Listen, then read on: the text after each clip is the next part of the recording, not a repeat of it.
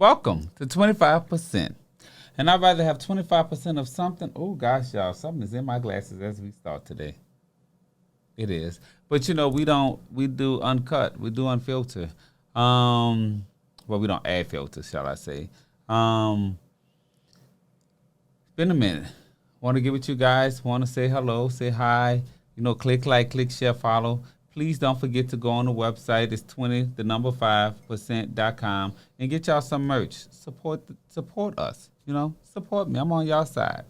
So today we have a great guest today, and I want to get with you guys to let's get crunk. I want some more involvement from you all to know what I need to do to be more successful and meet your needs and your expectations. So when you guys can, feel free to email us and let us know or DM us some things that you want us to say. Instagram is always being checked by my team. But click like, click share, and follow. And I want you guys to let me know how I can help you. So we have an amazing guest today. Oh, my gosh. I want this young lady to introduce herself. She says she's nervous. I'm more than sure y'all will be able to tell because she's sitting straight up like a schoolgirl. But we're going to go ahead on and we're going to pull that out of her. And that's some things that as entrepreneurs, people think because you're an entrepreneur, you do everything just the way it's expected to be done. But you then have to go through things. You have to learn and you have to go through the different challenges and understand that, hey, I'm just human. And I may not be a public speaker. I may have stage fright, but I can run my business and deliver to my customers. That part. Okay, so without further ado, because she's staring at me like a statue, so like she's bad in school, but we're going to get with her right now. I want you to introduce yourself and tell us more about your business and tell us about, a little bit about yourself. All right, my name is NeShanta Davis. I am the owner of Dope Without Labels, NeShanta Davis, LLC, ND Style and Design, and I am part owner of the Culturally Dope Show. Oh. So that's just a little bit. Oh, you're going to invite me on your show? Yes, absolutely. Cha-ching. Thank you. So what is the Culturally Dope Show about? So the Culturally Dope Show is my sister and I. We both own boutiques, and we came up on a lot of scrutiny with people being like, how can y'all own the same kind of business? How can you both sell T-shirts? How can you both sell this, that, and the other? And we wanted to be able to merge our brands together to show people it's not about competition. It's about getting together, helping each other, and leveling up. So we talk about business. Of course, we talk about things in the culture, black culture, pop culture, fashion, beauty, and everything in between. So when you're talking about beauty, you're talking about me. Okay. I mean, because twice on Sunday and early Monday morning. I can't even keep up. You won't. So don't try. I mean, I'm just being honest. So how long have you been in business? So I've been in business since 2010. I actually, right out of high school, went to the military. I did 10 years in the Air Force, and that was never my intention. It's nothing that I wanted to do. I was kind of forced into it by my mom. So I decided to just give it up and go for my dreams, which was working in the fashion industry. So you decided to just let go. How did that take place? I mean, even though it's a little bit business topic, but how did it take place where you going into the military wasn't your idea? How was you forced to do that? My mama was batshit crazy. Can I curse on here? I'm sorry. No, not really. Oh, my mama was crazy. And so it was just kind of like what she said goes. And that was her decision. My grandfather was against it. He offered to pay for my college. He offered to pay for me to go to any college that I wanted to go to. But my mom was like, no, she's going to the military. She's not going to have student loans. She's not going to do this. She's not going to do that. She's going to the military. And so I did what she said do. And did you ever go get your degree? I actually have 3 degrees. I do. And I ain't using nouns, one of them. What they are? So the first one is a military accredited degree. It's basically an associate's in HR. And then I have a workforce education and development training degree where I can go and train and build out training plans for schools. And then the last one was in fashion marketing. So I know somebody, they used to pay I think it was $70,000 a year in education. And I don't think they even finished college. Well, the good thing about it, all of my degrees are free. That's the one good thing about the military. That and my, So your mom was right. No. I don't regret the decision. It just prolonged me from being able to do what it was that I really wanted to do with my life. And I'm glad that I didn't have that situation because my mother had 5 kids. Mm-hmm. And she did the best that she can do raising her 5 kids, but she allowed us to be us. No, not my mama. That's why my son, he's 22. Oh, you look great. You don't look like you're a 22-year-old. Thank you. My baby is 22, and I let him everything from what he wanted to wear because he's a creative like me. So everything from what he wanted to wear when he was coming up to he wanted to go to college, and then he changed his mind. He followed in my footsteps and went to the military, which I feel like was the best decision for him, but I wasn't going to force that on him. You allowed him to make his own choice. Yes. And I mean, to this day, we have like a great relationship, and it's because I didn't want to mother him like I was. Like but I'll say this. Every experience in mothering or fathering or parenting the child doesn't work. Mm-hmm. Because you can parent one child one way and the other child you have to parent another way. Right. And I tell this to people all the time. When you have kids, like in your teaching or you even having a team that you're supervising, you can't teach everyone the same. Everybody doesn't learn the same. Everybody doesn't process the same. And I think that, later in life, like now that I'm, in my 40s, I know that a lot of the things that my mom did, she did because that's what she knew. You know what I'm saying? Like black families, what you go to school, you graduate, you go to college, you become a teacher, a nurse, a doctor, a lawyer, you work at the post office. That's really it. Like my mom didn't see entrepreneur. She didn't know entrepreneurs. So the military was the option that she felt was best. And when I decided to get out and become an entrepreneur, she didn't understand it. We didn't talk for months because of a decision that I made. Like I wasn't asking for money. I didn't need you for shit. Like, excuse me, I didn't need you. But it was still like, this is what I want you to do. This is the plan I had set out for your life. I don't understand that. You did what you wanted to do, ma'am. Your life is your life, and my life is my life. Yeah. Hey, ho, hey. Remember that song back in the days? Hip Hop Parade. Okay. Yeah. So you do you, and I'm going to do me. Yeah. I just couldn't understand, like, I couldn't have a parent to tell me you need to do this and do that. Because I think I have my mother ways, because I asked my mother the other day, I was like, girl, why you never got married? She was like, because I ain't never want to do what nobody else say do. If a man told me I can't go, she said I went and sat on the back porch and hide like I really went. Just because you told me I can't go. Just because. Just because. So I say that to say it's like, I'm like, Mama, I don't see, me and having those restraints of telling me like, hey, you can and can't do this thing. It's like, excuse me? And a lot of friends give me slack because I'll say I'm going to go buy something. They're like, well, that's a little bit pricey that you're going to buy. You need to ask, if you're in a relationship, you'd have to ask, significant other, can you go buy it? Excuse me? Okay. To a certain degree, I agree, just to a certain degree. But you said military. No, it's not the military. I just feel like in a relationship or marriage, when you are, my money is my money, your money is your money, but we also have money together. We have obligations together. So if you say that again, girl. My money is my money, your money is your money. That's stop right there. My money is your money is my money. No, my money is my money, your money is my money. Okay. That's how that goes. Okay, that's how that goes. But y'all have ain't no but to it, sis. No, but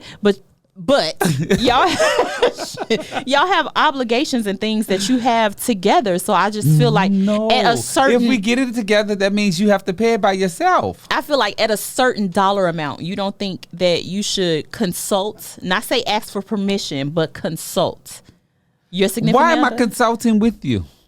Okay, let's just say you decide, hey, I'm finna go out and get me a brand new car. I did. Okay, so you did that. Now, if God forbid something happens to you and you are in a serious relationship or a marriage, your significant other or husband or partner or whatever we calling them, dick 'em down Danny, is going to have to cover that while you're in your down season, right or wrong. They're going to. The thing about it is that this is the thing. If I'm dating you, the choices I make, you should trust. Like when you leave the house, I trust that you're not going to cheat. If I don't see you, I don't know, right? So I think that the choices that I make, you should be supportive. I don't think that I will make irresponsible decisions or choices to affect our relationship and household. But it may not. It could be a very responsible decision, but life happens. So I'm gonna ask you this: Okay. you ask your man for permission? No, I don't. No. But I said not ask. I don't ask for permission, but at a certain price point, I think that it should be discussed because, like I said, if something were to happen to me, let's just say, God forbid, like I was telling Martell before I got on air, I've been sick since September, and they just found out what it is. It was the vaccine that got me sick. So when I say sick, I mean sick. Like there were times where I couldn't eat or drink for days upon weeks. Like I couldn't take anything in because it was making me sick. So in those moments, my man had to cover things that I couldn't cover because it's like, okay, I do interior design. That's ND style and design. So if I've gotten this client's deposit and I can't come through on it because I'm sick, I can't get out of the bed, I can't shop, I can't eat, I can't do these things, I'm having to refund people their money. I'm having to send back money for styling, wardrobe styling clients. So at a certain point, it's like so much is going out, but it's not coming back in. So he's having to cover like things that he normally would not have to cover. He's having to cover, like now because I'm a veteran, I have free health care, but it got to a point where they weren't helping me. They couldn't figure out what was wrong. So we had to start paying for medical stuff out of pocket. Like just to draw blood for 2 vials of blood was $500.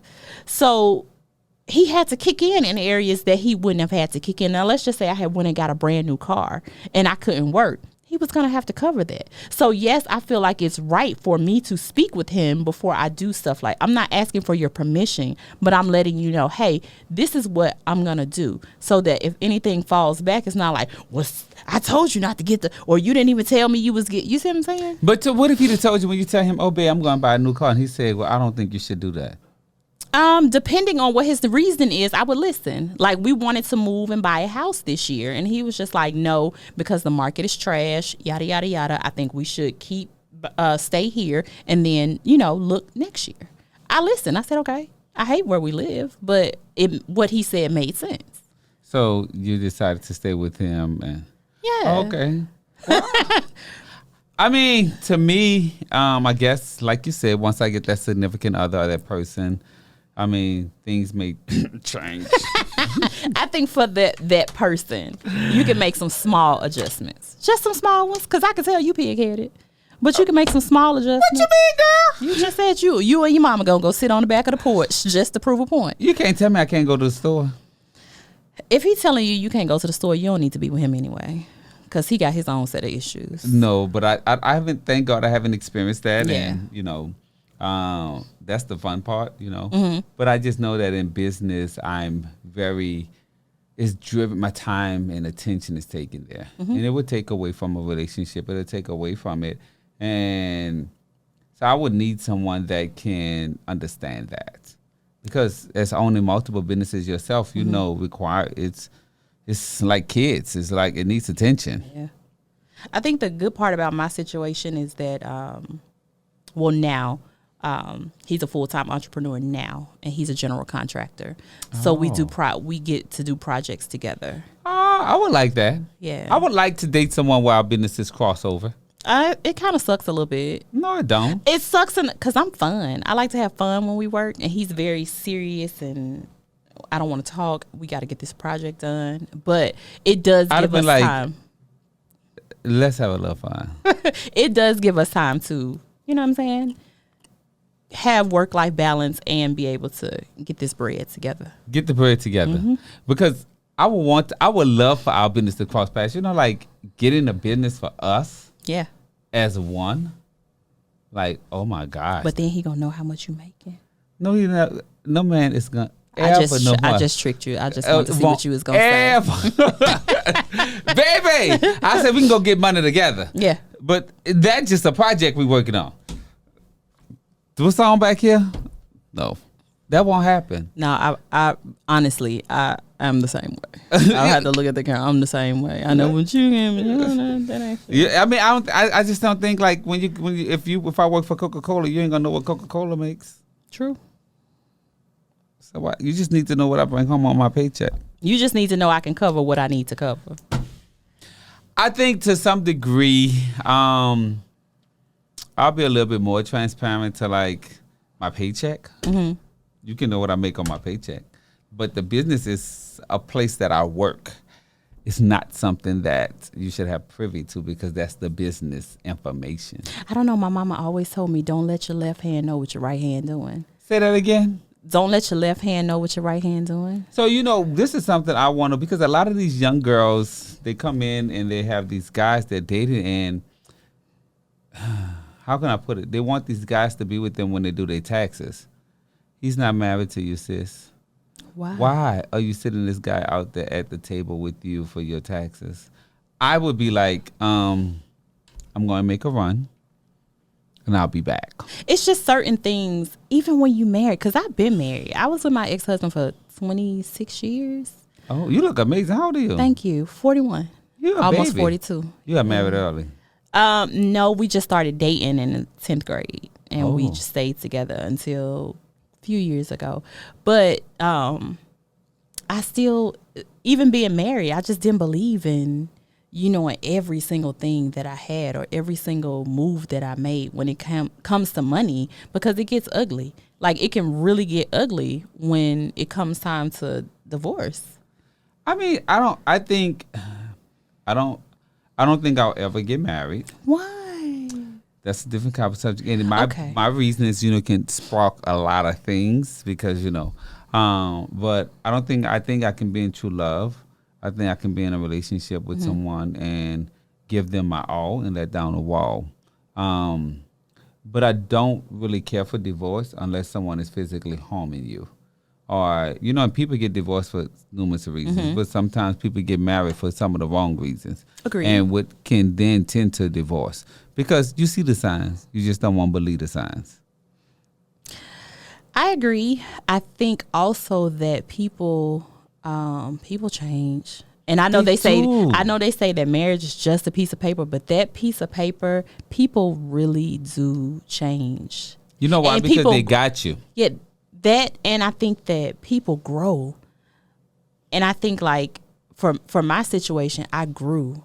I learned who I was, and learning who I was and walking into her was intimidating to somebody who didn't want to grow. So with having a baby and being in the military, how was that? It was okay. It sucked when I had to deploy, and I've been to Iraq and I've been to Afghanistan and Kuwait. So that part of it sucked. But honestly, being in the military, depending on what your job is, it's just like getting up, going to a job every day. Except you have to be in a uniform. You have a lot of rules. But my job was personnel, which is basically like HR. So I literally got up. We had to work out Monday, Wednesdays, and Fridays. I went to the office. I had to be at work at 7:30. I got off at 4:30. Picked him up from daycare. Went home. Oh, so it wasn't that bad. Oh, okay. It's just for me as a creative. It's like you telling me how to wear my nails, how to wear my hair, how to do like that. I couldn't be me. No, I couldn't deal with that. Yeah, so I couldn't deal with that. They was like, "Are you going to the service?" No, you're not yelling in my face. You're not waking me up 4 or 5 o'clock in the morning, telling me to go run, and I'm out of breath and I'm tired. Baby, don't put these cucumbers on my eyes and take and roll over. And that's exactly what it was, though. I mean, it's like, and then like in the Navy, my nephew, he went to the Navy. He said you had 1 minute to get in there and take a shower when he was going through boot camp. Now imagine as a woman and you trying to hit the hot spots in 1 minute. Okay, girl, I would have just went in my mind and I would just say mentally, heads, hips, and body. And your minute is over. You still dirty, child, because you in there serenading yourself. Ain't nobody got time for that. Oh no, indeed, baby, that would have been fun. So I'm gonna have to. I don't know, but okay, I'm gonna think about it because I'm ready to start dating. Yeah, but I don't know how much of my cup I'm gonna roll over to them. Be open, but also keep your eyes open. One, because Atlanta ain't no joke when it comes to dating and men. And my lash coming off. Y'all don't look at this. Her lash coming off, y'all, she said. It is. I don't know what happened. You ain't got no glue? I left it at home. I didn't think it was gonna come off. Well, just let it hang, sis, like a curtain. No, first of all, no. But yeah, be open to the process. Why you feel your lash coming off? I feel it. You're still beautiful. I am. Thank you. Okay, and I'm glad you said I am with confidence. I said my lash was coming off. I ain't say I was ugly. Well, I mean, just snatch it off. No. That's natural beauty. Why? Because I don't have lashes at all. But you know what? It's going to come off. Guess what, sis? It's okay. It is. People have voiced off problems in a lash. They do. So if someone has to feel that a lash is a problem, then something else mentally they have going on. That's true. Because there are people that's hungry. There are people in hospital beds. There are people with sickness. There are people in jail. There are people doing a whole lot. Oh, they got a whole lot worse going on in their life. You're right, but I'm going to try to keep this lash on. Well, I ain't got no glue to for the end you, of the sis. show. I ain't got no glue for you, sis. But you look amazing, so you don't have to worry about that. I appreciate it. Yes. So we have been talking about personal stuff, so We that has have. been so much fun. So I guess me and you going out for cocktails Yes. one day. So, but what I want you to tell me is this. In business, what is one of your favorite quotes? It's actually a quote that I made up, and it's going to sound crazy. All right, there you go. It's off. Good Lord. Child, she just snatched them things off and threw them in the purse. I'm going to put it, because these are the good ones. And my good bag. Okay, Your go ahead, good on, girl. Now look at you. You're beautiful. Still cute, right? You're gorgeous. Thank you. Nothing is wrong. No, I just like a little volume. But baby, you the volume. Turn me up. Okay? Because I'm going to tell you this, sis. If every day is the weekend, then the weekend will never come. I see what you did there. I like Okay? that. All right. Okay, one of my favorite quotes in business is fashion without style is like a pencil with no lead. There is no point. And that's for people that want to get in the fashion industry. Yeah, because I feel like even not if you want to get in the fashion industry, I just feel like a lot of people they just put on clothes. They put on what they see celebrities wear. They put on what's cute on the mannequins, and they have no style. So it's just like. So, girl, am I a mannequin?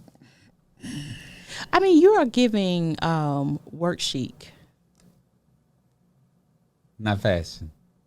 I said work chic because you got your work shirt on. Yeah, but you did a little pop of color with your sneakers. You got your watch, and don't act like I don't see the Gucci on the glasses. Okay, yeah. Those are required. Yeah, you did a thing. Or two. or two. Or two. Mm-hmm. Yes. So, but it is all still, but I'm bought them for the show, so they're business expense. I like that. Mm-hmm. And I wear them on the show. Mm-hmm. And I wear this watch on the show, too. It's all part of my uniform. I see what you did. Okay. Now tell me your favorite business quote. My favorite business quote is, I don't have a favorite. Oh, my quote is, I'd rather have 25% of something than 100% of nothing. Buy the mug. Support. I'd rather have 25% of something than 100% of nothing in business. Yeah. And that would help you go a long ways. I like that. And my personal quote is for myself is, to whom much is given, much is required. And God has abundantly blessed me. And he's given me so much in business. So I can't help but share what God has given me. And that's knowledge. Hence why I started out the 25% podcast. Right. Because of him, he's created this monster. And I might as well just be raw and just let out all of it. And help other people along the I way. have no problem with helping other people because it's enough money for all of us. Right. Because I promise you, everything he gave me, he didn't give me competition to get it. He gave it to me because he wanted me to have it. Yeah. So why not help them get theirs? Because it ain't stopping my bag. I mean, that's the Atlanta way, though. The Atlanta way is to figure it out and then either keep it to yourself or sell it in a webinar or a network. I'll still sell now. Thing. I mean, everything is negotiable. No, that's fine. But I just feel like in our great city, people who aren't even experts in their fields will talk you out of some money to teach you nothing. You know what? And we're starting a course, and probably by the time this air, the course will be ready. And I talked to my team and said we have to make it tangible. We have to make sure we have stuff tangible in there. Because I think that's the thing that counts. It's like having network events and having women's empowerment events and all of that stuff is great. But then a lot of these people just stand on the stage and tell you what they did to make it and tell you how great their life is. But they don't actually get to the meat and potatoes to put you on game to allow you to be able to do the same because they thing. don't know, because they're just telling you a bunch of lies. Boom. Not experts in their crafts, but selling courses. But I mean, I can help you grow. It's just up to you. Yeah. I tell people all the time, I can lead you to the water, but I can't make you drink it. And it's some good stuff I got for you, but I can't make you. So I'm working on a course, and I got a lot of knowledge that I want to share with them, and it's up to people to want it. Yeah. And you can grow. I think a lot of people want it, because a lot of people, let's just be honest, since the pandemic, people don't want to work a real job. Like, they want to own something and have something to where they can set their own. I don't think it's the pandemic. What I think it is social media. Everybody don't feel that the income that they're making is providing them the life that they're seeing others do on social media. So social media is making people think that it's very easy. So that's why I started 25%, to let them know, baby, what you see on social media ain't what's in real life. Because when payroll due and ain't nobody coming through that door, you still have to make payroll. When rent due and ain't nobody coming through that door, you still have to pay rent. It ain't social media. I think your point is extremely valid, but I also still stand by the pandemic is what pushed a lot of people over the edge. Like, if you go to any store now, the store is junky. They don't have anybody working. You're standing in line for hours. Because everybody thinks people don't want to work. No, a lot of people think they can be social media influencers and work from home, which they allowed them that opportunity. A lot of business owners need to pay more money. But secondly, a lot of people feel that the skill set, they're not making enough money to be standing there, because they got a taste of, instead of getting $300 a week, they got $1,000 a week. So now the jobs need to compete and pay more. So as business owners ourselves, it doesn't work that way. The government gave y'all free money. Doesn't mean the business has that to give you. Now, if I'm having a yacht or having a big mansion, then yes, my team should get paid good. But I don't have those things. I can't give you what I don't have. I can only give you what I can afford to give you. So those are things that's with a lot of people. But social media have a lot of people doing things that typically that they wouldn't do, and it's making it accessible for them to get money. And they're thinking like, hey, I want to be a celebrity. I'll get on me a reality TV show or something of that nature. I agree. People doing some strange for some change. I don't mind. And I'll do it for a little jiggle, but I prefer the kind that fold. Right. I agree. So what's the strengths of you with business? My strength is also my weakness. My strength is that I'm a perfectionist, and I don't, I'll sit on something and sit on something and sit on something until I feel like it's perfect before I put it out. I'll go over. Don't ever do that, guys. Don't Just ever. do it. Do it. I don't care if it's 80%. Start. I'm working so hard to get out of that mindset. I'm an overthinker, so I overthink, I overanalyze. I have to think about what is the customer gonna, so that's my strength, because when I do put out a product, it's going to be a quality product. When I do put out merchandise for the boutique, that it's going to be a quality. If I'm not going to wear it, I'm not going to sell it at all, if it's not good quality. So I think that's the part of my strength, but it's also my weakness. Okay. Yeah. Well, that's good. It was great having you today. It was great being here. So do you want to give any any advice to any up and coming entrepreneurs? So my advice, look at social media, but don't look at social media. You can learn. That's deep. Yeah, there's a lot of people on social media who are legit, who you can learn from. There are a lot of people who are giving value. So look at it, but also don't look at it, because being fixated on social media can take away from your God-given talents and your dreams, because you think that what you're doing or the thoughts that you have aren't good enough, or you don't match up to what you see this person doing, or this person has this many followers. It's all a facade. Like, a lot of people buy followers. A lot of people are, like we said earlier, doing some strange for some change. So if God has given you a talent, if he's put something on your heart to do, go for it and do it on your own terms, instead of comparing yourself and pinning yourself against people on social media. just go for it. All right. Yeah. Thank you. So we appreciate that. We got it down pack. I appreciate it. Appreciate you for coming. Click like, click share. And this was amazing. I really enjoyed myself. I enjoyed myself too. Yeah. So we have to do it again. We have to do it again, and then you have to take me for drinks because you said it. The people heard it. Y'all heard it. Drinks. But when you having me on your show? So we just started. We're gonna start having guests next month, but we'll have you on, and you can talk about accounting, consulting, plug your business, all of that. Do what it do. Yeah. All right.